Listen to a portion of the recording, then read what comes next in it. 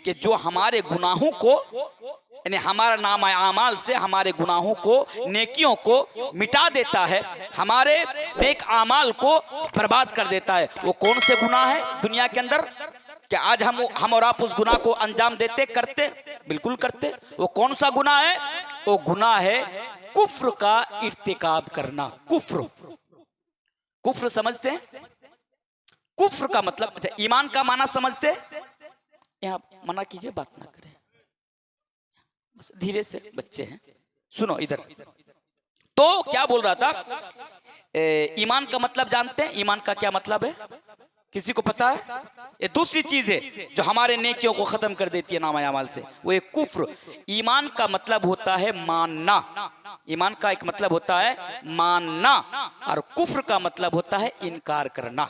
इनकार करना, अगर आप शरीयत के अंदर किसी चीज का अगर आप इनकार कर देते हैं तो गोया कि आपने कुफ्र किया। और ये कुफ्र दुनिया के अंदर इतना बड़ा जुर्म है, ये कुफ्र इस दुनिया के अंदर इतना संगीन जुर्म है कि अगर कोई इंसान कुफ्र का इर्तिकाब कर लेता है तो उसके नामा आमाल से उसकी जो नेकियां होती है, उसके जो नेक आमाल होते हैं, अल्लाह तबारक व तआला उसको बर्बाद कर देते हैं, उसको तबाह कर देते हैं।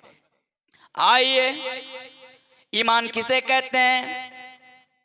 कितनी चीजों पर हमें ईमान रखना जरूरी है। जब नबी से सवाल किया गया, हजरत जिब्रील अलैहिस्सलाम जब इंसान शक्ल में नबी के पास आए और नबी से कहा, या रसूल अल्लाह, ये अल्लाह के रसूल, मल ईमान, ईमान के बारे में बताइए, ईमान किसे कहते हैं? नबी ने बयान फरमाया, अल ईमान अन तुमिन बिल्लाहि व मलाइकतिही व कुतुबिही व रुसुलिही वल यौमिल आखिर व तुमिन बिल क़द्रि खैरिही व शर्रिही मिन अल्लाहि ताला। ईमान क्या है? कि एक अल्लाह पर ईमान रखा जाए, उसके रसूल पर ईमान रखा जाए, उसकी किताबों पर ईमान रखा जाए, यौम आखिरत पर ईमान रखा जाए, और अच्छी और बुरी तकदीर के ऊपर ईमान रखा जाए। आज हमारे समाज में कितने ऐसे लोग हैं जो तकदीर पर ईमान नहीं रखते हैं। आज कितने ऐसे लोग हैं जो तकदीर को झुठलाते हैं। और लोगों सुनो, ये जो 6 चीजें आपके सामने बयान की गई, अगर इन 6 चीजों में से किसी एक चीज का भी अगर आप इनकार कर देते हैं, गोया कि आपने कुफ्र किया। सिर्फ इतना ही नहीं, अगर शरीयत के उलमा बयान करते हैं, अगर शरीयत के अंदर किसी चीज का इनकार कर देते हैं, मसलन आप कोई गुनाह कर रहे हैं, इमाम साहब ने आपको बताया कि ये गुनाह तुम मत क्या करो, इस्लाम के अंदर इसकी सजा ये है, इस्लाम के अंदर इसके बारे में ये हुक्म है, जानने के बावजूद भी आप उसका इनकार कर रहे हैं। हटाओ तुम्हारी शरीयत को, हटाओ कुरान और हदीस को। मैं कुरान और हदीस को नहीं मानता, मैं इस कानून को नहीं मानता। मेरे भाइयों, अगर आपने इसका इनकार कर दिया, मसलन एक मर्द को इस्लाम ने 4 शादी करने का यानी इजाजत दी है। बात को समझिए मेरी माएँ बहनें, कितनी माएँ बहनें जो इसका इनकार कर देती है। इस्लाम ने एक इंसान को, एक मर्द को, एक पुरुष को 4 शादी करने की इजाजत दी है कि अगर तुम ताकत रख सकते हो, अगर तुम उन 4 के दरमियान या 2 के दरमियान या तीनों के दरमियान अगर तुम बराबर का इंसाफ कर सकते हो तो तुम 1 2 3 4 मसना सुलासा व रुबा यानी तुम 4 तक निकाह कर सकते हो। आपने शादी कर ली, आप घर में आए, आपकी बीबी ने इनकार कर दिया। अब आपकी बीबी आपसे कहती है कि मैं शरीयत को नहीं मानती, मैं इस्लाम को नहीं मानती, मैं इस्लाम के कानून को नहीं मानती, मैं कुरान को नहीं मानती कि 4 तुम शादी करो। बस मैं इतना जानती हूँ कि बस मैं दुनिया में मैं सिर्फ तुम्हारी बीबी और तुम्हारी बीबी बनकर रहूंगी। अगर कोई औरत ये चीज कह देती है तो मेरे भाइयों, गोया कि उसने कुफ्र का इर्तिकाब किया, गोया कि उसने कुफ्र किया, कुरान की आयत को झुटलाया, कुरान के शरीयत को हुक्म को झुटलाया, ये कुफ्र है। अब जरा देखो ये कितना बड़ा गुनाह है, ये कितना संगीन जुर्म है। अल्लाह रब्बुल आलमीन कुरान करीम के अंदर बयान फरमाता है, वमन यकफुर बिल ईमान फक़द हबिता अमलुहु व हुवा फिल आखिरति मिनल खासिरीन। वो लोगों जो भी कुफ्र का रास्ता इख्तियार करेगा, वमन यकफुर बिल ईमान फक़द हबिता अमलुहु, जो भी कुफ्र का रास्ता इख्तियार करेगा, अल्लाह तबारक व तआला उसके सारे के सारे नेक आमाल को बर्बाद कर देगा। अल्लाह तबारक व तआला उसके सारी की सारी नेकी को बर्बाद कर देगा। ये कुफ्र कितनी खतरनाक चीज है और आपको पता है। आइए आपके सामने और एक आयत में आपके सामने रख देता हूं कुफ्र के बारे में। अगर किसी इंसान की मौत दुनिया के अंदर कुफ्र के हालत में हो जाती है, वो तौबा नहीं करता है, तो उसका हाल क्या होगा। आइए एक हदीस में आपके सामने रख देता हूं। अल्लाह के प्यारे रसूल जनाब मुहम्मदुर रसूलुल्लाह सल्लल्लाहु अलैहि वसल्लम के ज़माने में एक आदमी रहता था। उस आदमी का नाम अब्दुल्ला बिन जुदआन था। ये अब्दुल्ला बिन जुदआन कौन था? सही हदीस है कि अब्दुल्ला बिन जुदआन बहुत ज्यादा नेकूकार था। अब्दुल्ला बिन जुदआन बहुत ज्यादा नेक आमाल क्या करता था। अब्दुल्ला बिन जुदआन गरीबों को खाना खिलाया करता था। यह अब्दुल्ला बिन जुदआन मेरे भाइयों खिदमत खल्क को ज्यादा से ज्यादा अंजाम दिया करता था। लेकिन जब इसकी मौत हो जाती है, इसका इंतकाल हो जाता है, अल्लाह के प्यारे नबी जनाब मुहम्मदुर रसूलुल्लाह सल्लल्लाहु अलैहि वसल्लम की प्यारी बीवी हजरत आयशा रज़ियल्लाहु ताला अन्हा नबी अकरम जनाब मुहम्मदुर रसूलुल्लाह सल्लल्लाहु अलैहि वसल्लम से सवाल करती है, या रसूल अल्लाह, या अल्लाह के रसूल, आप बताइए ये अब्दुल्ला बिन जुदआन जन्नत के अंदर जाएगा या जहन्नम के अंदर जाएगा। तो अल्लाह के नबी ने बयान फरमाया, ऐ मेरी बीबी आयशा, ये अब्दुल्ला बिन जुदआन जहन्नम के अंदर जाएगा। मेरे भाइयों, क्यों जहन्नम के अंदर जाएगा? जिसने इतनी सारी नेकियां की थी, जिसने इतने सारे नेक अमाल किया था, उसके बावजूद भी वो जहन्नम के अंदर जाएगा। क्यों जाएगा? वो इसलिए जाएगा क्योंकि अल्लाह के नबी ने बयान फरमाया कि उसने कुफ्र की हालत में उसकी मौत हुई थी। उसने इस्लाम का इनकार किया था, उसने शरीयत का इनकार किया था, अल्लाह के हुक्म का इनकार किया था, जिसकी वजह से वो जहन्नम के अंदर जाएगा। तो ये कुफ्र, शरीयत के अंदर किसी चीज का इनकार कर देना, उसको इनकार कर देना, ना मानना, ये इतना बड़ा जुर्म है कि अल्लाह तबारक व तआला उसके सारी जिंदगी के नेक आमाल को इस गुनाह के करने की वजह से, अगर वो बगैर तौबा के अगर वो इंतकाल कर गया तो उसको तबाह कर देता है, उसको बर्बाद कर देता है। आइए दूसरी चीज पर जरा गौर कीजिए। हमारी नेकियों को खत्म कर देने वाले, हमारे नेक आमाल को बर्बाद कर देने वाले तीसरी चीज, पहली चीज क्या है? वो तो क्या बोल रहा था, उसको सूद है। दूसरी चीज कुफ्र है और तीसरी चीज है रियाकारी। रियाकारी ये बड़ा सेंसिटिव मसला है, इसको ना थोड़ा खोल कर बोलूंगा आपके सामने।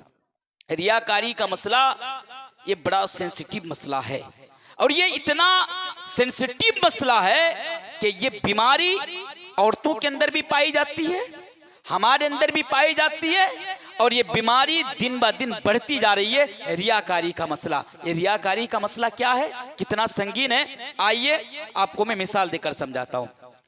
आपके गांव में जामे मस्जिद है, जामे मस्जिद यानी जहाँ जुम्मे की नमाज अदा की जाती है। आप जामे मस्जिद में नमाज पढ़ने के लिए जाएंगे, इमाम साहब बैठे हुए हैं, ये भी बैठे हुए यहाँ पर इमाम साहब। आप जामे मस्जिद में नमाज पढ़ने के लिए जाएंगे, देखेंगे जुमे के रोज पूरी मस्जिद फुल है, पूरी मस्जिद फुल हो जाती है, भर जाती है। भरती कि नहीं भरती? पूरी मस्जिद एकदम इत्र लगाकर, परफ्यूम लगाकर, एकदम सब कुछ लगाकर एकदम लोग मस्जिद में नमाज पढ़ने के लिए आते हैं। मेरे भाइयों, जब जुमे की नमाज खत्म हो जाती है, असर की जब अजान होती है, अब असर की नमाज पढ़ने के लिए आप जाइए, देखेंगे कि वो लोग जो जुमे की नमाज में पहली सफ में आकर नमाज पढ़ा था, आज वो असर की नमाज में मस्जिद के अंदर मौजूद नहीं है। तो ये जो सारे के सारे लोग हैं ना, ये सारे के सारे लोग रियाकार हैं। बात समझ में आ रही है? रियाकारी का मतलब होता है दिखावा। दिखावा क्या? दिखावा यानी लोगों को राजी करने के लिए, लोगों के डर से या लोगों को राजी करने के लिए किसी अमल को, किसी इबादत को या नेक काम को अंजाम देना मेरे भाइयों, यही रियाकारी है। आज हमारे समाज के लोग क्या करते, जब ससुराल में जाते हैं ना तो 5 वक्त की नमाज मस्जिद में जाकर अदा करते। घर में रहते 1 वक्त की नमाज वो मस्जिद में जाकर नमाज नहीं पढ़ते। 1 वक्त मस्जिद में जाकर नमाज पढ़ने की उसे तौफीक नहीं होती। लेकिन जब वही बंदा ससुराल में जाता है तो 5 वक्त नमाज अदा करता है। किसी ने पूछा कि चचा आप गांव में रहते हैं, नमाज नहीं पढ़ते, जब आप ससुराल में जाते हैं देखता हूं कि आप 5 वक्त की मस्जिद में 5 वक्त की नमाज आप मस्जिद में जाकर अदा करते हैं, क्या बात है? तो जवाब देता है, अरे बेवकूफ़, मेरी सास और ससुर के नज़र में मेरी एक इज्जत है, मेरा मकाम है, मेरी कदर है। अगर वहां जाकर मैं नमाज नहीं पढ़ूंगा तो सास क्या समझेंगी कि कैसा दामाद है, नमाज नहीं पढ़ता। ससुर कैसे समझेंगे, तो मेरा मकाम उन लोगों की नजर में घट जाएंगे। तो सास और ससुर को दिखावे के लिए नमाज पढ़ना मेरे भाइयों यही रियाकारी है। आपको और एक चीज बता दूं, हमारे गांव में कितने ऐसे लोग देखेंगे जब उसके घर में मेहमान आते हैं तो मेहमान को साथ लेकर मस्जिद में नमाज पढ़ने के लिए जाते हैं। ऐसा होता है। वो मेहमान को, अब मान लीजिए बिहाई आया, बिहाई समझते हैं, बिहाई घर में बिहाई आया। अब बिहाई नमाजी है, हाजी साहब है, मैं तो बीड़ी खोर गुटखा खोर हूं, नमाज नहीं पढ़ता। अब बिहाई के वास्ते, दिखावे के वास्ते बिहाई को साथ में लेकर मस्जिद में नमाज पढ़ने के लिए जाते हैं ताकि बिहाई को ये पता चले कि मैं भी नमाज पढ़ता हूं। यही रियाकारी है, यही रियाकारी। जब रमजान का महीना आता है, हमने कितने ऐसे लोगों को देखा, आज भी, कल भी और आगे भी हो सकता है कि ऐसे मुसलमान हमें दिखने को मिल जाए। आपके गांव में भी ऐसे लोग मिल जाएंगे। जब रमजान का महीना आता, हम क्या करते हैं, शाम के वक्त में इफ्तारी से चंद घंटे या चंद मिनट पहले क्या करते हैं, किसी गरीब के घर में एक केला, एक मिठाई और क्या करते हैं, एक चनाचूर की पैकेट, दालमोट, और क्या करते खूब तो खूब एक रुपया किलो के भाव से जो खजूरें मिलती है मार्केट में, यानी फ्री में, वो उठा के लेके आ जाते, प्लेट में सजा देते, किसी गरीब के घर में ले जाके देते, ऊपर से फोटो खींचकर फेसबुक पर, सोशल मीडिया पर अपलोड कर देते। भाई ये रियाकारी है। लोगों की मदद करना और फोटो खींचकर तुम सोशल मीडिया पर अपलोड कर देना, डाल देना, मेरे भाई यही रियाकारी है। क्या रियाकारी क्या है, कितना खतरनाक, मैं तो बोलूंगा, लेकिन पहले समझ लीजिए रियाकारी क्या, यही रियाकारी है। अभी वो ठंडी का मौसम अभी आया, अभी देखेंगे हमारे इलाके में बहुत सारे लोग क्या करेंगे, कंबल वगैरह बांटेंगे, कंबल, गरीबों को कंबल बांटेंगे, एक एक कंबल देंगे, एक एक फोटो खींचकर फेसबुक पर, सोशल मीडिया पर वो छोड़ देंगे। आपको पता है कितने ऐसे गरीब हैं लेकिन खुददारी उनके अंदर मौजूद है। गरीब हैं लेकिन वो खुददार हैं। जब आपके गांव में जब कंबल बांटा जाता है, आपके गांव में जब कोई चीज बांटी जाती है गरीबों के लिए, और जब लाइन पे लगे होते हैं मर्द भी औरतें भी, और एक एक करके आते, कंबल लेते, फोटो आप खींचते, आपके गांव में कितने ऐसे लोग होंगे जो सिर्फ इसलिए, उसे कंबल की जरूरत है, उसे कंबल चाहिए, उसके बावजूद भी वो लाइन पे खड़े नहीं होते, सिर्फ इसलिए कि कहीं उसकी फोटो खींचकर सोशल मीडिया पर डाल ना दिया जाए। मेरे भाई सिर्फ इसके लिए आपको इस्लाम ने, मैंने कल भी ये हदीस बताया था कि लोगों की मदद करने से क्या फायदा होता, आज मैं इस तरह आपको बता रहा हूं। इस्लाम ने खिदमत खल्क पर आपको उभारा है, इस्लाम ने लोगों की मदद करने पर आपको उभारा है।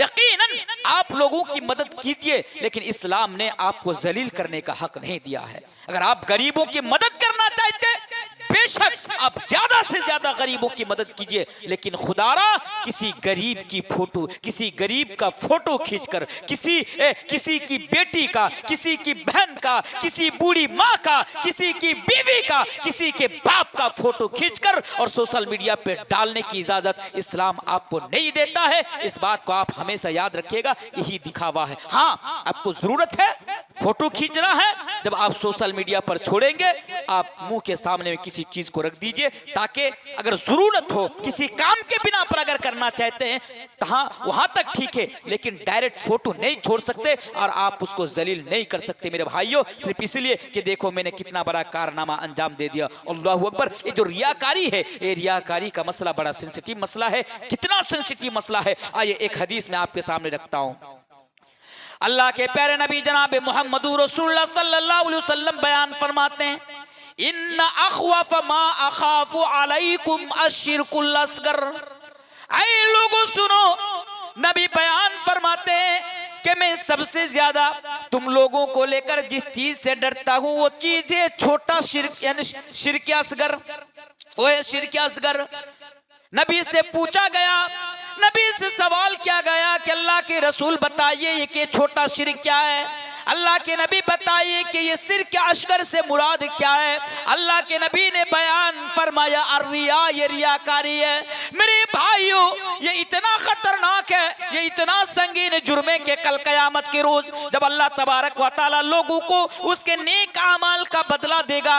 अब आप मन ही मन में सोचे होंगे, चलो हमने तो हारूचक में जलसा कराया था, ये तो नेक काम था। हमने हारूचक के अंदर बड़ी मेहनत करके, बड़ी तकलीफें बर्दाश्त करके, जेब से पैसा खर्च करके हमने जलसा किया था।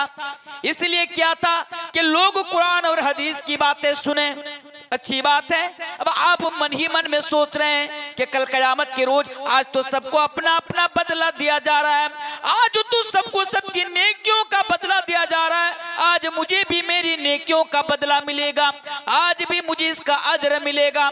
जब आपकी बारी आएगी तो अल्लाह तबारक व तआला आपसे कहेगा, ऐ बंदा बता तू यहाँ पे क्या लेने के लिए आया है, तू यहाँ पे क्या करने के लिए आया है। आप कहेंगे अल्लाह मैंने तो दुनिया के अंदर नेकी का काम किया था, मैंने दुनिया के अंदर तेरे और तेरे रसूल की बातें सुनने के लिए, सुन लोगों को सुनाने के लिए मैंने जेब से पैसा खर्च किया था, मैंने बड़ी मेहनत की थी, मैंने बड़ी परेशानी का सामना किया था। अल्लाह क्या आज कयामत के रोज उस नेकी का बदला हमें नहीं मिलेगा। अल्लाह कहेगा ऐ मेरा बंदा तूने तो जलसा कराया था, ये भी ठीक है, तूने मौलवी तनवीर को बुलाया था, ये भी ठीक है, तूने बैठकर जलसा सुना था, वहां के लोगों ने भी जलसा सुना था, ये बात भी ठीक है, लेकिन जरा तू बता क्या तेरा मकसद जलसा कराने के पीछे ये नहीं था कि तू जलसा कराएगा, लोग कहेगा फला को देखो कितना बड़ा काम किया, फला को देखो फला ने अकेले के दम पर जलसा करा लिया, फला को देखो अकेले के दम पर मौलवी तनवीर का खर्चा उठा लिया, अकेले के दम पर मौलवी तनवीर को बुला लिया, इलाके के मौलवी को बुलाकर सबको खाना खिला दिया। जरा ये बता क्या तूने इस मकसद के लिए जलसा नहीं कराया था कि लोग तुझे बहुत बड़ा अच्छा समझे, लोग तेरी इज्जत करे, लोग तेरा एहतराम करे। वो कहेगा हाँ अल्लाह मेरी नीयत तो ये थी, मेरा मकसद तो ये था। अब अल्लाह तबारक व तआला कहेगा जा जा जा, आज तेरा, आज मेरे पास कोई बदला नहीं है, आज तेरा कोई बदला नहीं है, तूने जिस नीयत से कराया था उसका बदला तो तुम्हें दुनिया के अंदर मिल गया है, लोगों ने तुम्हें वाह वाही दिया है, लोगों ने तुम्हें शाबाशी दी है कि मौलवी तनवीर को बुलाया, फला मौलवी को बुलाया, फला मौलवी को बुलाया, लोगों ने तो तुमको वाह वाही दे दी, तुम्हें शाबाशी दे दी, तुम्हें अच्छा समझ लिया, तेरा एहतराम कर लिया, तेरी इज्जत कर ली, तुम्हें तो दुनिया के अंदर बदला मिल गया, आज मेरे पास कोई बदला नहीं है। और फिर उनसे कहा जाएगा जाओ आज रानू चक और हारू चक के लोगों के पास जाओ, जिनको दिखाने के लिए, जिनको खुश करने के लिए तूने ये किया था, और जाकर जरा देख कि आज तुझे वो कौन सा बदला देता है। ये रियाकारी है मेरे भाई, ये रियाकारी। अगर लोगों के दिखावे के वास्ते अगर आप किसी काम को अंजाम देते हैं तो कल कयामत के रोज आपको उसके पास भेज दिया जाएगा। आपको पता है सही हदीस है, अल्लाह के प्यारे रसूल जनाब मुहम्मद रसूलुल्लाह सल्लल्लाहु अलैहि वसल्लम बयान फरमाते हैं कल कयामत के रोज एक हाफिज़े कुरान को जहन्नम के अंदर जाना पड़ेगा। एक आलिम को, एक हाफिज़े कुरान, कुरान का पढ़ने वाला, पढ़ाने वाला, एक आलिम दीन, जलसा करने वाला, बहुत बड़ा खतीब, उसको कल कयामत के दिन जहन्नम के अंदर डाला जाएगा। अल्लाह तबारक व तआला उससे कहेगा, एक हाफिज़े कुरान से, एक आलिम दीन से, कि बता तूने दुनिया के अंदर मेरे लिए क्या क्या है। वो जवाब देगा अल्लाह मैं दुनिया के अंदर हाफिज था, मैं दुनिया के अंदर एक आलिम दीन था, मैं कुरान और हदीस की जानकार था, मैं कुरान और हदीस के पढ़ने वाला पढ़ाने वाला था। अल्लाह तबारक व तआला कहेगा चलो ये तो ठीक है, मैंने मान लिया कि तू हाफिज कुरान था, तू एक बहुत बड़ा आलिम दीन था, लेकिन क्या तेरा मकसद ये नहीं था? तो इसलिए तू हाफिज नहीं बनाता क्या? इसलिए तू आलिम नहीं बनाता क्या? इसलिए तू जलसे में नहीं जाता था कि लोग तुझे बड़ा हाफिज समझे, बड़ा आलिम समझे, बड़ा मुकर्रिर समझे? क्या तूने लोगों को राजी कराने के वास्ते तूने ऐसा नहीं किया था? वो स्वीकार करेगा कि हाँ अल्लाह मैंने इसलिए किया था। अब अल्लाह कहेगा जाओ तुम्हें तो दुनिया में बदला मिल गया, तुम्हें लोगों ने बड़ा हाफिज भी माना, बड़ा आलिम भी माना, बड़ा मुकर्रिर यानी वक्ता भी माना, तुम्हें तो दुनिया में बदला मिल गया, तूने जिसलिए किया था। आज तू मेरे पास क्या बदला की उम्मीद रखता है? फरिश्तों को हुक्म होगा इसे ले जाओ और ले जाने के बाद इसे जहन्नम के अंदर डाल दो, इसे जहन्नम के अंदर डाल दिया जाएगा। आज ये रियाकारी का मसला है, हम जैसे मौलवियों के अंदर भी ये मसला है मेरे भाई, हम जैसे मौलवियों के अंदर भाई आज ऐसे ऐसे मौलवी आपको मिलेंगे, अल्लाह माफ करे इनको, जलसे में 2-4 डेट ज्यादा मिल जाए, 2-4 प्रोग्राम ज्यादा मिल जाए, इसलिए क्या करते मालूम? साथ में 15-15 यूट्यूबर लेकर घूमते हैं, 15-15 यूट्यूबर साथ में लेकर घूमते। मकसद क्या होता? मेरी तकरीर रिकॉर्ड करेंगे, छोड़ेंगे, लोग ज्यादा देखेंगे, मुझे ज्यादा जलसा मिलेगा। ये नियत रखकर जलसे में आना, ये नियत रखकर रिकॉर्ड करवाना, ये नियत रखकर चैनल वालों को साथ में लेकर आना, मेरे भाई ये रियाकारी है, ये रियाकारी है। आज तो अल्लाह माफ करे, जामे मस्जिद में जहां खुतबा होता है, उस जामे मस्जिद में सामने में जब मौलवी खुतबा देता है, उनके सामने 15-15 और 20-20 यूट्यूबर वाले स्टैंड लगाकर कैमरा करते हैं जुमा की मस्जिद में, और वो ये सोचते कैसा करेंगे तो मुझे ज्यादा प्रोग्राम मिलेगा। अगर ये नियत है, अगर ये मकसद है कि लोगों को दिखाना, तो ऐसे मौलवियों से भी मैं कहना चाहता हूं कि अभी भी वक्त है, आप खबरदार हो जाइए। याद रखिए यही रियाकारी है कि लोगों के दिखावे के वास्ते आप ऐसा करना, और इसके लिए कल क़यामत के दिन हो सकता है कि आपको जहन्नम के अंदर जाना पड़े। रियाकारी का मसला बड़ा सेंसिटिव मसला है, हमेशा याद रखिए। कल क़यामत के रोज एक शहीद को, शहीद, अल्लाहु अकबर, शहीद मतलब जिसने दुनिया के अंदर अल्लाह तबारक व ताला की राह में लड़ाई करते हुए दुश्मनों के साथ जिसने अपनी जान की कुर्बानी दे दी, दुनिया के अंदर जिसने दीन के लिए अपनी जान की शहादत दे दी, ऐसे शहीद को कल क़यामत के दिन अल्लाह के सामने हाजिर किया जाएगा।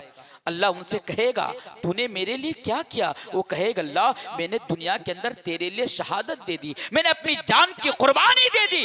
अब अल्लाह तबारक व ताला कहेगा कि तूने जंग के अंदर इसलिए शामिल हुआ था कि लोग तुझे बड़ा बहादुर समझे, क्या तेरा ये मकसद नहीं था? क्या तेरी ये नियत नहीं थी? वो कहेगा हाँ अल्लाह मेरा ये मकसद और मेरी ये नियत थी। अल्लाह कहेगा कि दुनिया के लोग ने तो तुझे बहादुर समझ लिया, लोगों ने तुझे बहादुर समझा, जिस मकसद के लिए तूने जंग में शिरकत किया था, शामिल हुआ था, वो मकसद तो दुनिया में तेरा पूरा हो गया था। आज तू मेरे पास क्या बदला लेने के लिए आया? अल्लाह फरिश्तों को हुक्म देगा कि इसे ले जाओ और ले जाकर इसे जहन्नम के अंदर डाल दो। एक शहीद को भी अल्लाह तबारक व तआला जहन्नम के अंदर डाल देंगे। वजह क्या है?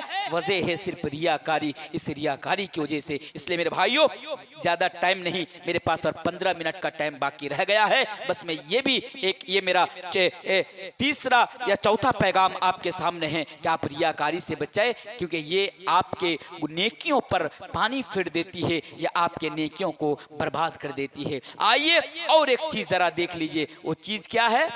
वो चीज है किसी का हक मार लेना, किसी को गाली देना, बिला वजह किसी को मारना, किसी की जमीन को हड़प लेना। अगर आप ऐसा करते हैं कल कयामत के दिन आपके सारी नेकियां खत्म हो जाएंगी, सारी इबादतें खत्म हो जाएंगी और आपको जहन्नम के अंदर जाना पड़ेगा। आइए पहले हदीस सुन लीजिए। अल्लाह के प्यारे रसूल जनाब मोहम्मद रसूलुल्लाह सल्लल्लाहु अलैहि वसल्लम बयान फरमाते हैं, ऐ मेरे सहाबा अतदरून मल मुफलिस। इस हदीस को गौर से सुनिए। अतदरून मल मुफलिस, ऐ मेरे सहाबा जरा ये बताओ क्या तुम्हें मालूम है कि मुफलिस किसे कहते हैं? मुफलिस किसे कहते हैं? अगर आपसे पूछा जाए कि मुफलिस कौन है, अच्छा गरीब कौन है आपकी नजर में, क्या बताएंगे? आपके समाज में गरीब कौन है? तो आप जवाब देंगे ना मौलाना साहब, गरीब वो फला शख्स है कि जिसके घर में खाने का सामान मौजूद ना हो, जिसके पास घर ना हो, जिसके पास जमीन व जायदाद ना हो, प्रॉपर्टी नहीं हो, वही ना गरीब है हमारी नजर में। भाई जवाब दीजिए, वो गरीब है कि नहीं है? भाई गरीब किसे मानते?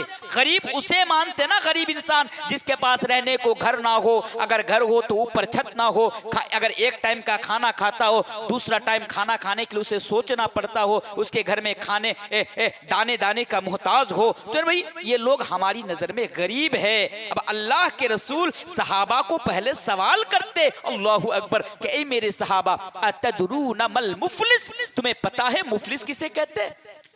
सहाबा ने जवाब दिया, अल्लाह के रसूल अल मुफलिसु फीना मल्ला दिरहम लहू वला मता।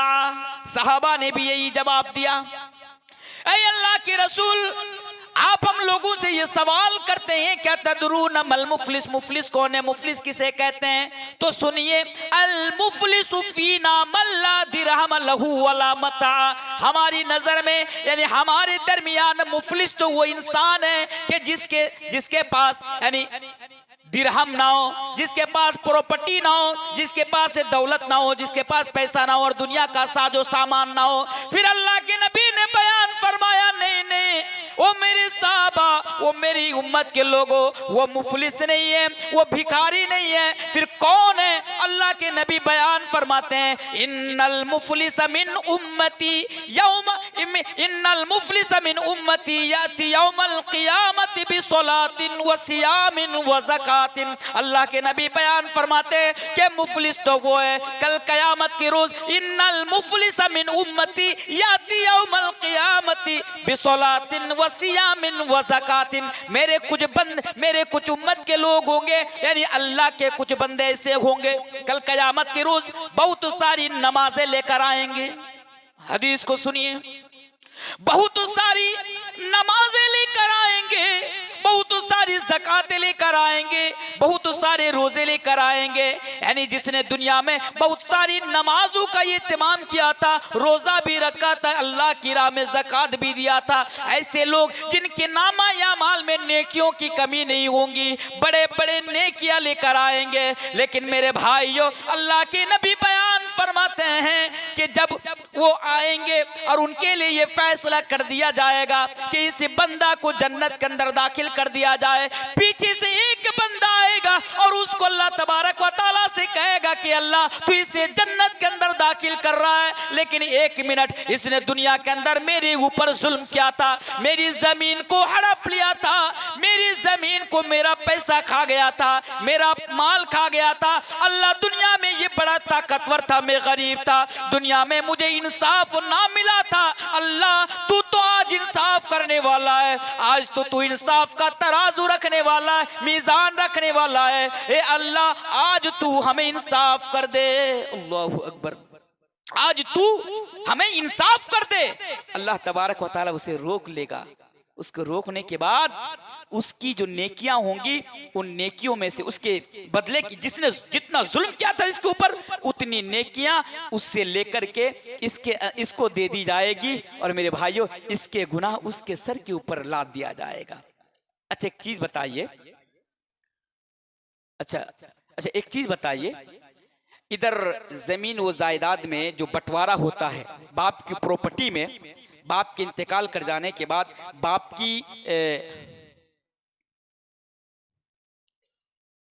इंशाल्लाह तो जो मैं आप लोगों के सामने बोल रहा था कि बाप की प्रॉपर्टी में जब बाप जिसको छोड़कर चले जाते विरासत में, भाइयों को बहनों को अधिकार मिलता कि नहीं मिलता? आपकी इधर बहन को मिलता है, लेकिन उतना मिलता जितना मिलना चाहिए चोरी कर लेता है। वो कैसे बताऊं आपको? एक चीज मुझे पता है आप मत बोलिए वरना लोग गुस्सा हो जाएंगे आपके ऊपर। तो कैसे मैं पता है, मैं आपको बोलता हूं। देखिए, अब मान लीजिए आपका बाप 1 बीघा जमीन छोड़कर गए। अब आप हैं, 2 भाई हैं, आपकी एक बहन है, तो फराइज के हिसाब से जो बंटवारा होगा, उस बंटवारा में से आपकी बहन को मान लीजिए 4 कट्ठा जमीन मिलेगी। कितनी? 4 कट्ठा। 4 कट्ठा जमीन आपकी बहन को, भाइयों को छोड़ करके जो हिसाब हुआ उसको मिलाकर आपकी बहन को 4 कट्ठा जमीन मिलेगी। जमीन कहाँ मिलेगी? यानी मुअज्जमपुर जो स्टैंड है इसके आसपास जमीन मिलेगी। आपकी बहन की शादी कहाँ हुई ना? तो आपकी बहन की शादी मान लीजिए कोलकाता में हुई, मुर्शिदाबाद में हुई या कटिहार में हुई।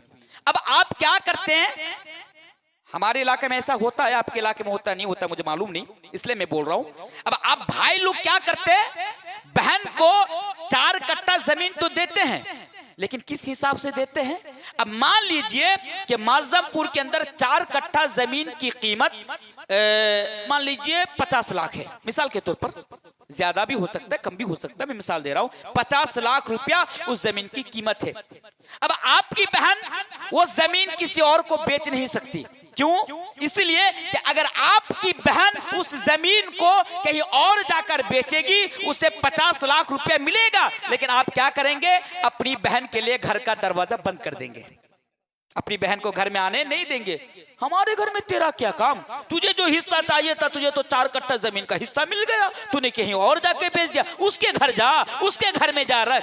तो हम क्या करते हैं, बहन अगर उस जमीन को जो हिस्से में मिला अगर कहीं बेच देती है, हम उसके लिए अपना दरवाजा बंद कर देते। अब बहन मजबूर है, देखिए मजबूरी का फायदा उठा रहा है। बहन भाइयों से मोहब्बत करती है, मेरी भी एक बहन है, मुझे मालूम है ये जो बहन होती है ना, अल्लाह अकबर, ये अपने भाइयों से बहुत ज्यादा मोहब्बत करती है। बहन चाहती है कि मेरा भाई का दरवाजा मेरे लिए कभी बंद ना हो, माँ नहीं बाप नहीं, कम से कम भाई का दरवाजा तो खुला रहता है मेरे लिए। कभी जब दिल करता है मैं जाता हूँ, 1 दिन रहती हूँ, 2 दिन रहती हूँ, भतीजों के साथ खेलती हूँ, भाइयों के साथ बात करती हूँ, अच्छा लगता है, दिल बहल जाता है। बहन इसलिए आती, बहन आपसे डरती है, कहीं और जमीन नहीं बेचती। अब आप क्या करते हैं, उस 50 लाख जमीन की कीमत, जो 50 लाख जो हुआ था उस जमीन की कीमत, अब आप बहन को बिल्कुल आधा देते हैं, 25 लाख देते हैं, 25 लाख रख लेते हैं। फिर बात को गौर से सुनिए, जिस जमीन की कीमत 50 लाख था, आपने उसको 25 लाख रुपया दिया और कहा कि बहन ये पैसा रख, कम से कम तेरा दरवाजा मेरे लिए, मेरा दरवाजा तेरे लिए खुला रहेगा। अब बहन मजबूर है, अब क्या करेगी, कहीं और बेच नहीं सकती और आप उतना पैसा आप उन्हें नहीं देंगे। मजबूरी का फायदा उठाकर आप 25 लाख रुपया बचा लेते हैं। मेरे भाइयों, कल कयामत के रोज इसका भी हिसाब आपसे पूछा जाएगा, इसका भी बदला आपको देना पड़ेगा। इसलिए एक सीधा सा मैसेज, एक सीधा सा पैगाम आप लोगों के नाम ये देकर जा रहा हूं कि आपका बाप जो प्रॉपर्टी छोड़कर जाए, आपका जो हिस्सा है आप वो हिस्सा ले, आपकी बहन का जो हिस्सा है वो हिस्सा आपकी बहन को दे दे, उसको मजबूर ना करें, उसे इख्तियार दे कि मेरी बहन ये ले, ये तेरा हिस्सा है, तू जहां चाहे वहां बेच, या तू किसी को फ्री में दे या मुफ्त में दे दे या किसी को दे दे, लेकिन ये तेरा हिस्सा है, तू जो करना चाहती है तू कर ले। अगर वो बहन कहे कि भाई मैं वो जमीन कहीं और नहीं दे सकती, तू ही रख ले, तेरा जो इरादा है मुझे दे दे, ये अलग बात है। लेकिन अगर आप बहन को मजबूर करके अगर आप उसको हथियाते हैं, मेरे भाइयों, ये हक मारना हुआ और कल कयामत के दिन आपकी नेकी आपके बहन के ऊपर लाद दी जाएगी। बात समझ में आई? मुफलिस कौन है? मुफलिस वो है जिसने दुनिया के अंदर किसी का हक मारा था, किसी को बिला वजह मार दिया था। अल्लाह कहेगा, अल्लाह इसने दुनिया के अंदर मुझे मारा था, दुनिया के अंदर मुझे इंसाफ नहीं मिला था, आज तू इंसाफ कर दे। क्या होगा?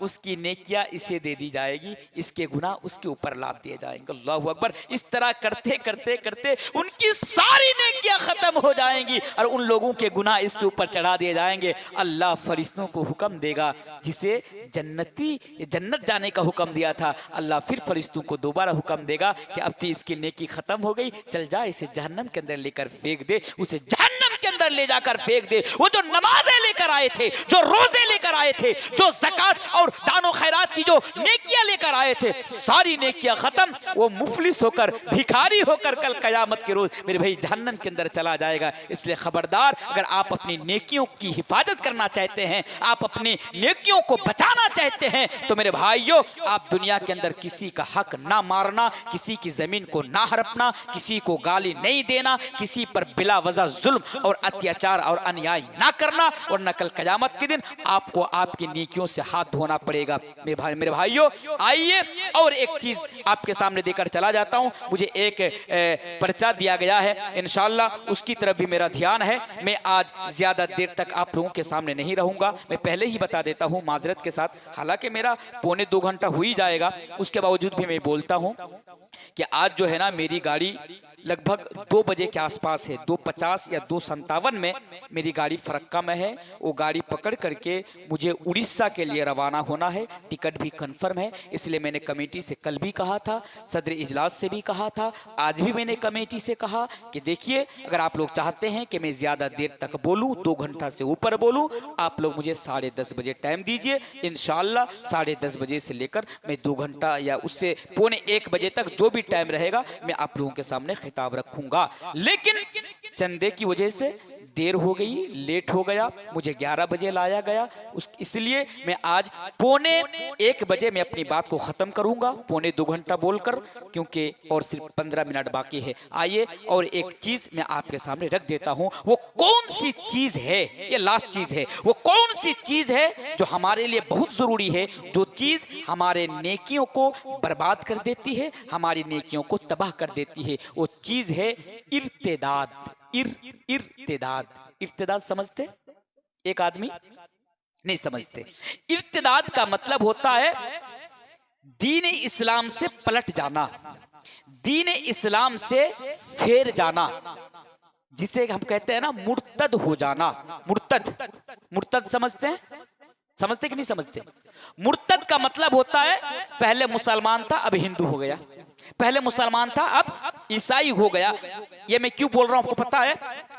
आज हमारे हिंदुस्तान के अंदर आज हजारों की तादाद में हमारे मुसलमान घराने के लोग, आज मुसलमान चाहे जवान हो, बूढ़े हो, बच्चे मर्द हो, औरतें हो, आज ये लोग मुर्तद हो रहे हैं। मेरे भाइयों यकीन मानिए, सोशल मीडिया पर जब देखता हूं कि कोई आदमी मुर्तद हो जाता है, माथे पे तिलक देखता हूं और फिर किसी और धर्म में जाता हुआ देखता हूं, या फिर हमारी किसी बहन बेटियों की ऐसी वीडियो जब सामने आ जाती है कि मुसलमान थी, पहले मोमिना थी, ईमान वाली थी, लेकिन प्यार व मोहब्बत के चक्कर में पड़कर किसी गैर मुस्लिम या किसी हिंदू हो या कोई और हो, उससे प्यार करके मोहब्बत करके घर से भाग जाती है और वीडियो बनाकर जब शादी करती है, माथे पे सिंदूर लगाकर, और वो वीडियो जब सामने आती है, मेरे भाइयों ऐसा महसूस होता है कि दिल के अंदर छुरियां चल रही होती है।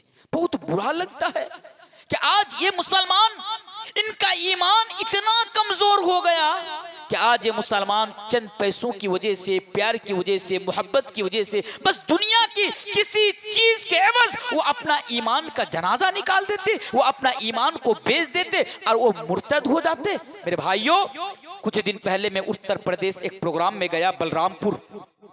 वहाँ जब मैं गया, वहाँ के इलाके के लोग, वहाँ के जो उलमा हैं सब आए, मुझसे मिले, बहुत काफ़ी देर तक उन लोगों से बात हुई। तो उन लोगों ने मुझे एक चीज़ की तरफ मुझे इशारा किया कि मौलाना साहब आज ना हमारे यहाँ इर्तिदाद के ऊपर बयान रखिएगा क्या, क्योंकि आज हमारे इलाके में, हमारे गांव में, हमारे आसपास बहुत सारे लोग आज इस्लाम धर्म को छोड़कर दूसरे धर्म के अंदर जा रहे हैं। इसलिए मेरे भाइयों ये कितना बड़ा जुर्म है। आइए एक आयत में आपके सामने सबसे पहले रख देता हूं। अल्लाह तबारक व तआला कुरान करीम के अंदर बयान फरमाता है, वमन यर्तदिद मिनकुम अन दीनिही फयमुत वहुवा काफिरुन फउलाइका हबितत आमालुहुम फिद दुनिया वल आखिरह। अल्लाह तबारक व तआला कुरान करीम के अंदर बयान फरमाता है कि जो भी दीन इस्लाम से एराज करेगा, यानी इस्लाम का रास्ता छोड़कर कोई और रास्ता इख्तियार करेगा, इस्लाम को छोड़कर किसी और धर्म के अंदर चला जाएगा, अल्लाह फरमाता है उसके सारे के सारे आमाल बर्बाद कर दिया जाएगा, उसकी सारी की सारी नेकियां बर्बाद कर दी जाएंगी। वमन यर्तदिद मिनकुम अन दीनिही फयमुत वहुवा काफिरुन फउलाइका हबितत आमालुहुम फिद दुनिया वल आखिरह। और वो क्या होगा, जहन्नम के अंदर जाएगा और हमेशा हमेशा जहन्नम के अंदर रहेगा। वो मेरे भाइयों मिसाल के तौर पर अगर आप 70 साल जिंदगी लेकर दुनिया के अंदर आए और 70 साल से आप नेकियां जमा किए, 70 साल से आप नेक आमाल किए, लेकिन मरने से 1 मिनट पहले या मरने से 1 सेकंड पहले अगर आप मुर्तद हो जाते हैं, अगर आप दीन इस्लाम को छोड़ देते हैं, अगर आप दीन इस्लाम से इराज कर जाते हैं, तो मेरे भाइयों आपने ये जो 70 साल तक जो नेकी अपने नामा यामाल के अंदर जमा किए थे, ये जो 70 साल तक आपने अल्लाह की इबादत किए थे, अल्लाह फरमाता है वमन यर्तदिद मिनकुम अन दीनिही फयमुत वहुवा काफिरुन फउलाइका हबितत अमालुहुम फिद दुनिया वल आखिरह। तो आपके वो जो 70 साल नेकी है, उन नेकियों को बर्बाद कर दी जाएगी, उन नेकियों को आपके नामा यामाल से मिटा दी जाएगी, यानी आपको कल कयामत के दिन उसका बदला नहीं दिया जाएगा। इसलिए मेरे भाइयों जब तक दुनिया के अंदर जिंदा रहना, कभी मुर्तद नहीं होना। मुझे पता है आज हमारे हिंदुस्तान के अंदर ये माहौल क्रिएट किया जा रहा है, आज हमारे हिंदुस्तान के अंदर ये बताया जा रहा है हिंदुस्तान में रहना होगा तो मुसलमान नहीं बल्कि हिंदू बनकर रहना होगा। मेरे भाइयों हमारे कटिहार के अंदर एक जगह है अररिया, अररिया का एक सांसद है, उस सांसद ने कुछ दिन पहले सरे बाजार लोगों के सामने ये बयान दिया कि अगर अररिया में रहना होगा तो हिंदू बनकर रहना होगा। मेरे भाइयों आज ये लोग बयानबाजी करते हैं, ये अलग बात है कि आज हम लोग इन लोगों को जवाब देते हैं। मैंने अररिया की सरजमी पर उस सांसद साहब को जवाब दिया था, ऐ सांसद साहब आप ये कैसे सोच सकते हैं, आप ये कैसे कह सकते हैं कि अररिया में रहना होगा तो हिंदू बनकर रहना होगा। वो सांसद साहब जरा कान खोल कर सुन ले, ये जो अररिया है ये आपके बाप की जागीर नहीं है, ये जो हिंदुस्तान है ये आपके बाप को आपकी अम्मा की तरफ से दहेज में नहीं मिला था। क्या आप ये तय करेंगे कि यहाँ कौन कौन सा धर्म को मानकर रहेगा, कौन मुसलमान बनकर रहेगा या कौन हिंदू बनकर रहेगा? मेरे भाइयों ये तो और बातें, ऐसे बयानात और बेतुकी बातें तो हमारे सामने आती रहती है, लेकिन मेरे भाइयों मैं आपके सामने इतना बता कर जा रहा हूं कि उन लोगों का बरसों से हमारे हिंदुस्तान के अंदर ये मिशन रहा है घर वापसी के नाम पर कि किस तरह हमारे घरों की बच्चियों को यानी दीन इस्लाम से ईमान के रास्ते से हटाया जाए, हमारे बच्चों को इस्लाम के रास्ते से हटाया जाए। मेरी माओ और बहनों आज मुर्तद होने में आप लोगों की तादाद सबसे ज्यादा बढ़ रही है। आला तालीम हासिल करने के लिए बेंगलोर जाती है, कलकत्ता जाती है, दिल्ली जाती है, मैं मना नहीं करता आप पढ़ने के लिए जाइए, लेकिन याद रखिए वहां जाकर आप किसी गैर मुस्लिम की मोहब्बत में पढ़कर अपना ईमान का जनाजा ना निकाले, आप दीन इस्लाम को ना छोड़े। ये जो ईमान है ये ईमान इस दुनिया के अंदर हमारे लिए और आपके लिए सबसे कीमती दौलत है। अगर दुनिया के अंदर आपके पास ईमान है यहाँ भी आप कामयाब हैं और इंशाअल्लाह आखिरत में भी आप कामयाब होंगे। याद रखें अगर आप दुनिया के अंदर इस ईमान के साथ अगर सौदाबाजी कर लेंगे, ईमान को अगर फरोख्त कर देंगे, अगर मुर्तद हो जाएंगे, मेरे भाइयों दुनिया में भी कुत्ता की जिंदगी तरह जिंदगी गुजारने पर मजबूर हो जाएंगे और आखिरत में तो आपका हाल बुरा होगा। आप जरा तारीख उठा कर देखिए मेरे भाइयों, आप जरा पीछे देखिए माजी की हालात उठा कर देखिए तो आपको पता चलेगा कि जिन लोगों ने इस्लाम धर्म को छोड़कर दूसरे धर्म के अंदर गया था आज उन लोगों की कुत्ता सी जिंदगी बन गई है। इसलिए अगर आप कामयाब होना चाहे तो दुनिया में भी ईमान के साथ रहना, आखिरत में भी ईमान के साथ रहना। वो मेरे भाइयों ईमान कितनी बड़ी दौलत है, अल्लाह कुरान में बयान फरमाता है इन्नल्लज़ीना कफरू व मातू व हुम कुफ्फारुन फलन युक़बल मिन अहदिहिम मिलुल अर्दि ज़हबा। अल्लाहु अकबर। कल क़यामत के रोज़ एक आदमी अल्लाह से कहेगा अल्लाह मेरे पास जो सोना है ये सोना ले ले, अल्लाह मेरे पास जो जमीन व जायदाद है, मेरे पास जो प्रॉपर्टी है तो सब कुछ ले ले, मुझे जहन्नम के अज़ाब से बचा ले, मुझे जहन्नम की आग से बचा ले। अल्लाह कहेगा नहीं नहीं फलन युक़बल मिन अहदिहिम मिलुल अर्दि ज़हबा। आज ईमान के सिवा कोई और चीज कबूल नहीं की जाएगी और चीज एक्सेप्ट नहीं की जाएगी। इसलिए बड़े ही शॉर्ट में ये मैसेज आपको दे रहा हूं कि ईमान की हिफाजत करना, अगर ईमान को फरोख्त करेंगे आपकी नेकी बर्बाद हो जाएगी। मेरा मौजू था वो गुनाह जो हमारी नेकियों को बर्बाद कर देते, उनमें से एक गुनाह ये भी है। मेरे भाइयों आज वादा करो और ये अहद करो कि दुनिया के अंदर जब तक जिंदा रहना ईमान के ऊपर जिंदा रहना। अगर आपकी गर्दन पर कोई तलवार रख दे, आपको धमकी दे, अपनी गर्दन कटा देना पर ईमान का जनाजा ना निकालना। बोली इंशाअल्लाह, इंशाअल्लाह ईमान के ऊपर जिंदा रहना। वो लोग हमें डराना चाहते हैं, हमारा इतिहास नहीं जानता। वो आज मूत्र पीने वाले अंधभक्त गोबर भक्त हमें डराना चाहते हैं कि ये करो वो करो ये करूँगा। अरे बेवकूफ़ो, मुसलमानों का इतिहास उठाकर पढ़ो। मुसलमानों ने अपनी गर्दन कटा दी पर ईमान का जनाजा नहीं निकाला। बहुत सारे ऐसी हदीसें हैं, बहुत सारे ऐसे सही वाक़यात हैं सहाबा किराम की। इंशाअल्लाह कभी मौका मिलेगा तो सहाबा की कुर्बानियाँ ईमान और इस्लाम के लिए इंशाअल्लाह आपके सामने रखूँगा। आइए और एक चीज़, हालांकि मुझे 1:45 बजे ख़त्म करना था, आइए और 5-10 मिनट बढ़ा देता हूँ क्योंकि उधर भी मुझे लेकर जाना है मेरे भाइयों। और एक चीज़ आपके सामने रख देता हूँ, आपको शिर्क से बचना है। शिर्क लास्ट में, शिर्क क्यों? आज हमारे इलाके में शिर्क होता है, हमारे समाज में शिर्क होता है, हम और आप शिर्क को अंजाम देते हैं। ये शिर्क इतना बड़ा गुनाह है, अल्लाह नबियों से कहते हैं वलौ अशरकू लहबिता अन्हुम मा कानू यामलून। अगर नबी लोग शिर्क करते हम उनके अमाल को बर्बाद कर देते। अमाल को बर्बाद कर देते मतलब उनकी नेकियों को बर्बाद कर देते। आज हमारी माओ बहनों में ज्यादा शिर्क पाया जाता है, आज हमारे नौजवानों में ज्यादा शिर्क। भाई आपके इलाके में ऐसा होता कि शिरकिया कामों में हम सपोर्ट करते, शिरकिया कामों में एक दूसरे को सपोर्ट करना, शिरकिया कामों में उनकी सहायता करना, उनके साथ साथ एक दूसरे को बधाई देना। जैसे क्रिसमस डे के मौके पर किसी को बधाई देना, दिवाली के मौके पर किसी को बधाई देना। मेरे भाइयों एक ही बात हमेशा याद रखिए, हम मुसलमान हैं, हम शिर्क के खिलाफ हैं। हम मुसलमान शिर्क नहीं करते और ना हम शिरकिया कामों के लिए किसी को बधाई देते और ना हम शिरकिया कामों के लिए किसी की सहायता या किसी की मदद करते। जरूरत पड़ेगी हम भाइयों के लिए, हमारे बिरादराने वतन के लिए हम अपनी किडनी तक बेच देंगे, हम डोनेट कर देंगे, ये अलग बात है। हम यानी हम उनकी मदद करेंगे, ये बताना चाह रहे हैं, हम उनकी मदद करेंगे, हम तन मन धन सब कुछ देकर हमारे बिरादरान वतन की मदद करेंगे। लेकिन जहां शरीयत की बात आएगी, जहां शिर्क की बात आएगी, तो हम बिल्कुल भी हमारे दीन के साथ, हमारी शरीयत के साथ हम समझौता नहीं करेंगे। ये मुसलमान होता है। आज हमारे नौजवान बात बात पर देखेंगे वो लोग क्या करते हैं, गाना गाते। मैं सुन रहा था कल या परसों ये गाना सुन रहा था, एक नौजवान गा रहा था, चाय की दुकानों पे मैं गाड़ी लेके जा रहा, मैं चाय पी रहा हूँ तो वो गा रहा है, क्या वो गाना था आपका, तुझ में रब दिखता है यारा मैं क्या करूं। गाना गा रहा है, मुसलमान है, दिखने में लग रहा है मुसलमान है, गाना गा रहा है तुझ में रब दिखता। भाई किस में रब दिखता?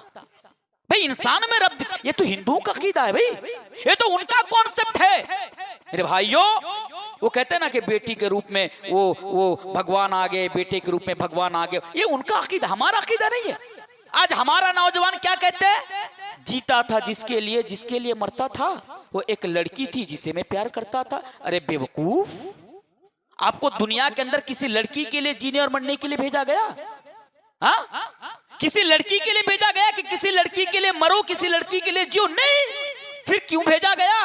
अल्लाह कुरान में कहता कुल इन्ना सलाती व नुसुकी व महयाया व ममाती लिल्लाहि रब्बिल आलमीन। दुनिया के अंदर हमें भेजा गया है इसलिए क्योंकि दुनिया के अंदर हम सब कुछ करें अल्लाह के लिए, हमारा जीना हमारा मरना अल्लाह के लिए, शरीयत के लिए, इस्लाम के लिए, इसीलिए दुनिया के अंदर भेजा गया। मेरे भाइयों ये चंद चीज़ें थी जो मैंने आप लोगों के सामने रख दिए। हालांकि अगर शिर्क के ऊपर अगर डिटेल्स में बयान करूं तो ये जो शिर्क है ना मेरे भाइयों, ये बड़ा वसी और बहुत लंबा मौजू है। आज हमारे कितने मुसलमान सरों पे टोपी हैं, चेहरे पे दाढ़ी हैं, मस्जिद में जाकर नमाज पढ़ते, लेकिन धड़ल्ले से शिर्क कर रहे, धड़ल्ले से शिर्क कर रहे। आपको पता है एक वीडियो है मुसलमानों का अकीदा, जल्दी जल्दी बोल रहा हूँ, मुसलमानों का अकीदा, उसमें क्या पता है, वो वीडियो में कल सुन रहा था, मैंने उसको मोबाइल के अंदर सेव कर लिया उस वीडियो को।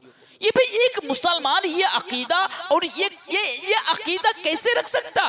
ये एक मुसलमान एक मौलवी इस तरीके के बयान कैसे दे सकता? मैं सोच में पड़ जाता हूँ कि हाय अल्लाह, दुनिया में कैसे कैसे मुसलमान अभी जिंदे हैं, कैसे कैसे मुसलमान अभी दुनिया के अंदर जिंदा है। आपको पता है क्या बयान कर रहा है? वो बयान कर रहा है कि पीराने पीर, पहचानते आप? मैं उनके खिलाफ नहीं बोलूंगा, पीराने पीर अब्दुल कादिर जिलानी का नाम सुने, उनके बारे में बयान करते हैं मौलवी, मुसलमान है लेकिन देखिए किस तरह शिर्क कर रहा है। वो बयान कर रहे हैं, वो अकीदा रख रहे हैं कि एक मर्तबा पीर अब्दुल कादिर जिलानी तकरीर कर रहे हैं, जिस तरह आप लोग बैठे हैं सामने में और मैं तकरीर कर रहा हूं, इस तरह तकरीर कर रहे हैं। अचानक हाथ को आगे बढ़ाया, जब हाथ को आगे बढ़ाया तो यहां तक उनका हाथ भीग गया। लोगों ने पूछा, हुजूर यहां तो दूर दूर तक पानी का कोई अता पता नहीं है, फिर आपका हाथ कैसे भीग गया? बोला, खामोश रहो, तकरीर सुनो। तकरीर करने लगे। 4 घंटे के बाद, मौलवी बयान कर रहे हैं, 4 घंटे के बाद एक काफिला आया, यानी कुछ लोग आए। लोग देख रहे हैं कि सारे लोग पानी से भीगे हुए हैं, कपड़ा लत्ता सब कुछ भिगा हुआ है, जिस्म से पानी टपक रहा है। लोग उनको देख रहे, वो लोग आए। आने के बाद अब्दुल कादिर जिलानी से कह रहे कि हुजूर आपने बड़ी करम नवाजी फरमाई, आपने हमारी बड़ी मदद की। तो लोगों ने पूछा, वो तो यहाँ पे बैठे हुए हैं, फिर आप लोगों की कैसे मदद की? बोला कि देखो, हम लोग ना आज एक कश्ती में सफर कर रहे थे, कश्ती में सफर कर रहे थे, हमारी कश्ती डूब रही थी।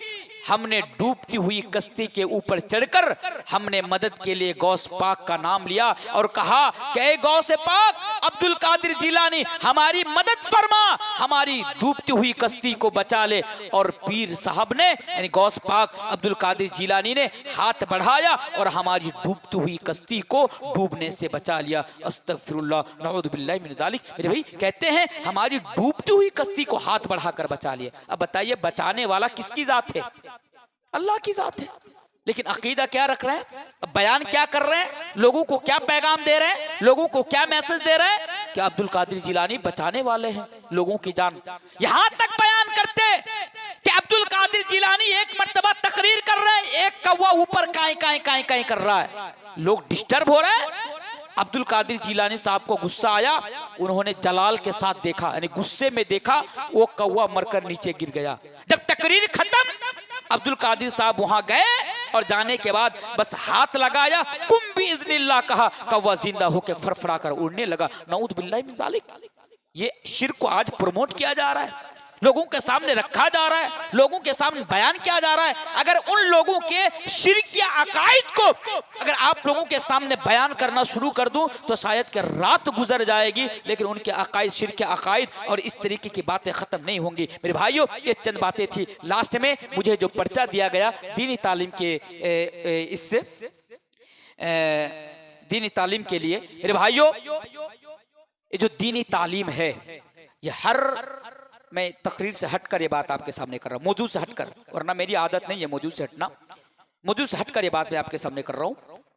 जितने भी लोग हैं इसको बगौर सुने चंद मिनट। दीनी इल्म हासिल करना हर मुसलमान मर्द व औरत पर फर्ज है। तलबुल इल्म फरीज़ा अला कुल्ली मुस्लिम।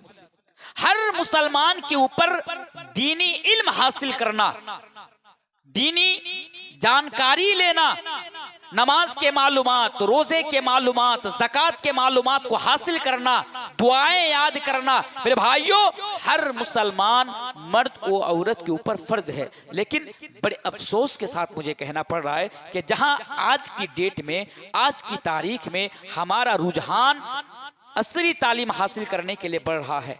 हम अपने बच्चों को आईएएस बनाना तो चाहते हैं, हम अपने बच्चे को डॉक्टर बनाना तो चाहते हैं, हम अपने बच्चे को इंजीनियर बनाना तो चाहते हैं, हम अपनी बेटी को डॉक्टर बना। अच्छी बात है, मैं वेलकम करता हूं, मैं मना नहीं करता, इस्लाम भी मना नहीं करता है, इस्लाम भी मना नहीं करता। आप अपने बच्चे को आईपीएस बनाइए, जरूर बनाइए, आईएएस बनाइए, यकीनन बनाइए। आप अपनी बेटी को डॉक्टर बनाइए, जरूर बनाइए, हमारे समाज को इसकी जरूरत है। लेकिन मेरे भाइयों, कम से कम बुनियादी जो तालीम, यानी जो दीनी तालीम है, कम से कम सबसे पहले उनको दीनी तालीम से आप रोशनास कराएं। आपको पता है आज हमारे बच्चे मुर्तद क्यों हो रहे हैं? क्योंकि उसके पास दीनी तालीम नहीं है। आज हमारे बेटियां शोहरों की नाफरमानी क्यों करती है? क्योंकि उसके पास दीनी तालीम नहीं है। आज हमारे बच्चे, माँ बाप जब बूढ़े हो जाते उसको ओल्ड एज होम में, ओल्ड एज होम समझते उसको बंगला में क्या बोलते हैं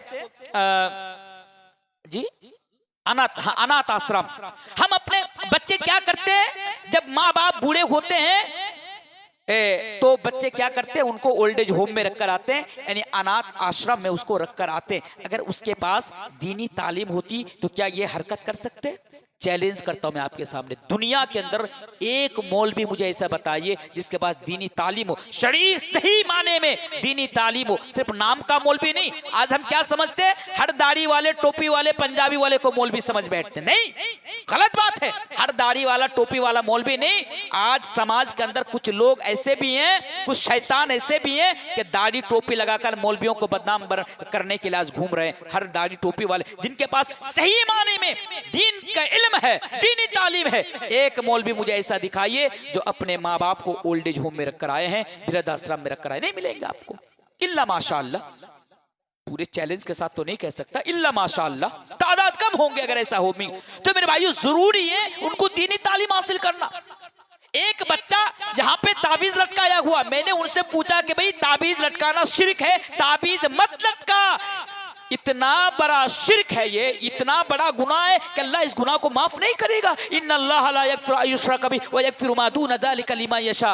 वो क्या जवाब देता मालूम है, बोल रहा मौलाना साहब ताबीज में ऐसी कौन सी बात है, ताबीज में क्या है कि शिर्क हो गया। भाई अगर उसके पास दीनी तालीम होती, अगर उसके पास दीनी मालूमात होते तो क्या ऐसा सवाल करते, क्या वो गले में या हाथों में ताबीज लटकाते? नहीं लटकाते। आज हमारे बच्चे क्यों भटक रहे हैं, पीछे एक ही वजह है, उनके पास दीनी तालीम नहीं। आज हमारे बच्चे बीड़ी खोर, सूद खोर, हराम खोर क्यों बन रहे हैं? क्योंकि उसे मालूम ही नहीं है, उसके पास दीनी तालीम नहीं है। इसका मतलब ये नहीं है कि जिनके पास दीनी तालीम हो ऐसा नहीं करते, होते होंगे, करते होंगे, लेकिन जरूरी है कि अगर आप उनको दीनी तालीम से उनकी परवरिश करेंगे, दीनी तालीम से अगर उनकी तरबियत करेंगे तो इंशाअल्लाह वो बहुत हद तक गुनाहों से बचेगा, वो अल्लाह तबारक व तआला से डरेगा। जब उसके पास ये इल्म होगा कि जहन्नम में क्या होने वाला, जन्नत में क्या होने वाला, कब्र में क्या होने वाला, तो मेरे भाइयों उसका दिल गुनाह करने से पहले एक बार नहीं 1000 बार सोचेगा कि मैं क्या करने के लिए जा रहा हूं। इसलिए जरूरी है, टाइम नहीं है, बहुत ही शॉर्टकट में मैं आपके सामने बता रहा हूं, भाई आप अपने बच्चों को दीनी तालीम दीजिए।